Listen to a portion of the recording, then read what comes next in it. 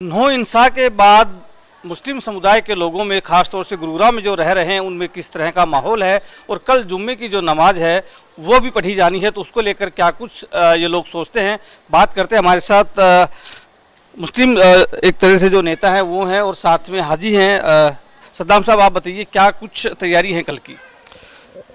जनाब, मैं चेयरमैन हाजी शहजाद खान मुस्लिम एकता मंच गुड़गांव हरियाणा से। दरअसल पहली बात तो ये है कि नूह के अंदर जो हादसा हुआ है वो दुर्भाग्यपूर्ण है, उसकी जितनी निंदा की जाए उतना कम है। और उसके बाद में जो गुड़गांव में आगजनी, मस्जिदों में आग लगाना, एक दूसरे को मारना हुआ है, गुड़गांव के अंदर जो पॉपुलेशन है वो तकरीबन बाहर की है, तो उससे भयभीत होकर तकरीबन गुड़गांव के 70 से 80% लोग यहाँ से पलायन कर चुके हैं। कल जुम्मे की नमाज होनी है तो उसको लेकर के क्या कुछ आप लोगों की है, क्योंकि जुम्मे की नमाज आप अक्सर हमने देखा है कि आप बाहर पढ़ते हैं और उसको लेकर पहले भी विवाद रहा है, तो अब इन परिस्थितियों में आप वो नमाज कैसे पढ़ेंगे? नहीं, हम मुस्लिम संगठन मुस्लिम एकता मंच ने तमाम अपने लोगों से अपील की है कि जिस सेक्टर महल्ले के अंदर, कॉलोनी के अंदर मस्जिद है तो वो मस्जिद में जाके नमाज पढ़ें और बाहर किसी भी तरह की गैदरिंग 2, 4, 10, 5 आदमी खड़े ना हो।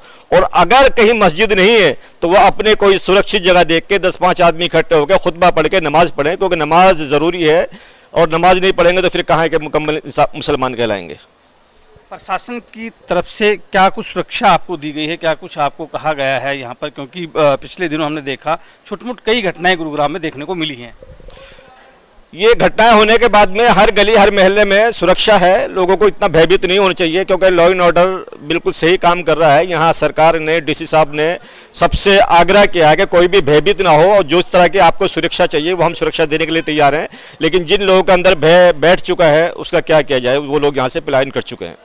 जो लोग पलायन करके गए हैं वो खास तौर से कहाँ के लोग थे, और इस मोहल्ले की जहाँ हम खड़े हैं यहाँ की अगर हम बात करें तो यहाँ से कितने लोग पलायन कर चुके हैं? देखिए, अभी हम शीतला कॉलोनी में खड़े हैं, यहाँ पर लोग राजस्थान से भी हैं, यूपी से भी हैं, मेवात से भी हैं और सभी तरह के लोग हैं। लेकिन तकरीबन यहाँ से भी, क्योंकि यहाँ तकरीबन 3000 घर हैं, जिसमें से तकरीबन ये है क्या नाम है कि 1500-1800 घर लोग अपने छोड़ के ताला लगा के चले जा चुके हैं।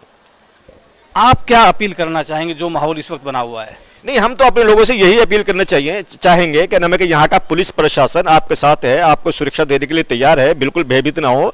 जो लोग यहाँ पर हैं वो अपने आप को असुरक्षित महसूस ना करें। और सबसे बड़ी बात यह है कि गुड़गांव के अंदर जो हमारा हिंदू समाज है, जो हमारे यहाँ के लोकल पॉपुलेशन है, वो बहुत शांत और बहुत बढ़िया, बहुत कोऑपरेटिव है। कुछ लोग हैं जो बाहर से आके शरारती कर रहे हैं और क्या नाम इस तरह की अफवाह फैला रहे हैं, उस पर ध्यान न दें और उनके ऊपर सरकार और प्रशासन नकेल कस रहा है।